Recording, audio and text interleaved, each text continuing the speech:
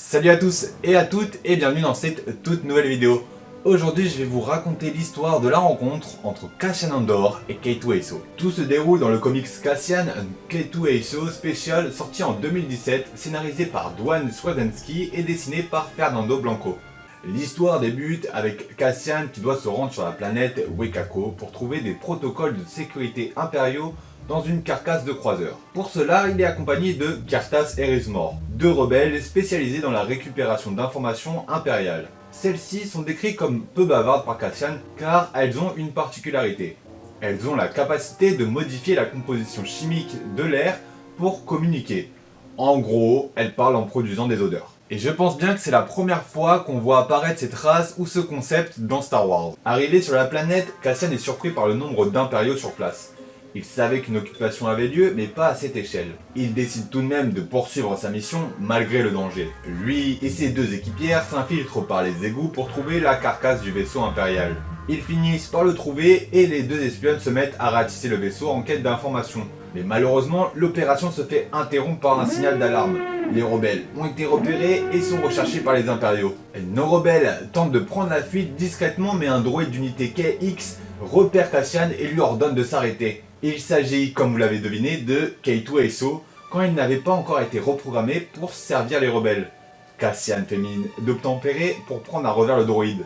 Il essaie de le désactiver mais ne trouve pas le bouton d'urgence. Car oui, avec ce comics, on apprend qu'il y a juste un bouton on-off pour désactiver les unités KX. Et là je me dis que mes combats dans Fallen Order auraient été bien plus simples. K2 Aso fonce alors tout droit sur un mur pour assommer Cassian. Une fois notre rebelle à terre, K2 est prêt à mettre fin au combat. Il se fait alors désactiver par Cartas et Rismor. Cassian décide de reprogrammer le droïde en lui effaçant la mémoire. Une fois K2 rallumé, celui-ci lui explique qu'il lui reste encore 29,73% de sa mémoire, et puis il lui demande son nom, son grade, car il en aura besoin pour son acte de décès. Et là je dois avouer que j'aime bien que K2 ait déjà son sarcasme même sous sa programmation impériale. Cartas et Rismor le redésactivent avant que celui-ci ne s'en prenne à eux. Et cette fois-ci, Cassian arrive pour de bon à reprogrammer le droïde. Il lui demande alors de les conduire à leur vaisseau tout en assurant leur protection. Les rebelles se font repérer par des Stormtroopers, mais grâce à l'aide du droïde, ils arrivent finalement à neutraliser les Stormtroopers et rejoindre leur navette. Malheureusement, ce n'est pas si simple, des impériaux surveillent leur navette. Cassian demande à K2 Aso de trouver une alternative, mais c'est finalement Rismor qui crée une diversion. Cartas parle pour la première fois à Cassian pour lui expliquer qu'il est impératif qu'il ramène K2 aux rebelles car il détient lui-même les informations voulues. Celle-ci prend la fuite aussi pour laisser à Cassian et K2 une chance de s'en sortir. Malheureusement leur navette explose et la programmation impériale de K2 reprend le dessus. Cassian cette fois-ci arrive à le désactiver grâce au fameux bouton on-off de K2. Puis, il lui retire sa couche de base de programmation impériale, ce qui peut aussi détruire complètement sa mémoire active. Cela finit par fonctionner et K2 est enfin libre de sa programmation impériale. Une troupe de Stormtroopers vient à eux et les nouveaux alliés se défendent par leurs moyens. Ils arrivent finalement à trouver une nouvelle navette et s'échappent directement en vitesse lumière sans même calculer les coordonnées. Mais heureusement, cela fonctionne. Les espionnes rebelles sont laissées comme des clochards sur la planète paumée. K2 explique qu'il n'a enfin plus envie de le buter. Cassian le remercie et ainsi commença la grande amitié entre Cassian et K2. Voilà, c'était tout pour cette histoire que j'ai trouvée plutôt sympathique. Vous me direz vous ce que vous en avez pensé dans les commentaires. Après, bien sûr, c'est une courte histoire qui est assez anecdotique et qui fait usage de pas mal de facilité. Le fait qu'on puisse désactiver aussi facilement une unité KX, puis aussi Cassian est vraiment devenu le roi de la reprogrammation droïde.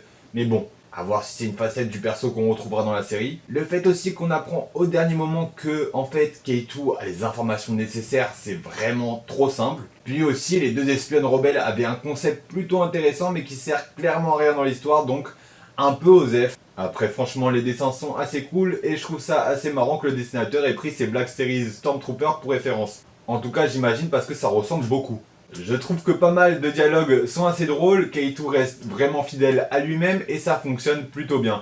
Puis j'aime beaucoup voir K2 en mode menaçant, on n'a pas l'occasion de le voir sous sa programmation impériale dans Rogue One.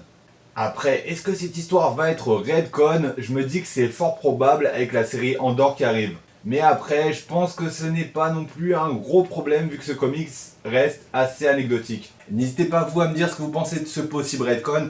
Je sais que c'est arrivé pas mal de fois dernièrement dans les séries actuelles, notamment avec le personnage d'Ahsoka dans The Clone Wars, ou encore on a eu Kanan dans Bad Batch.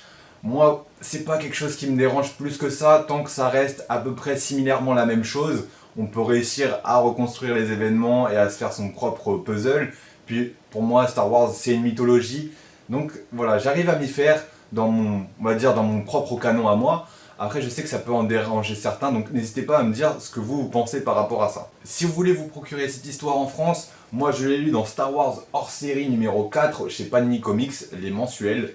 Voilà, si vous voulez accéder à cette histoire en France, je pense qu'on peut le trouver à des prix assez raisonnables sur internet. Voilà, c'était tout pour cette vidéo, j'espère que vous l'avez appréciée. Si c'est le cas, n'hésitez pas à mettre un j'aime, aussi un commentaire si vous avez des questions ou une réaction par rapport au sujet de la vidéo. Je vous dis à la prochaine et que la force soit avec vous.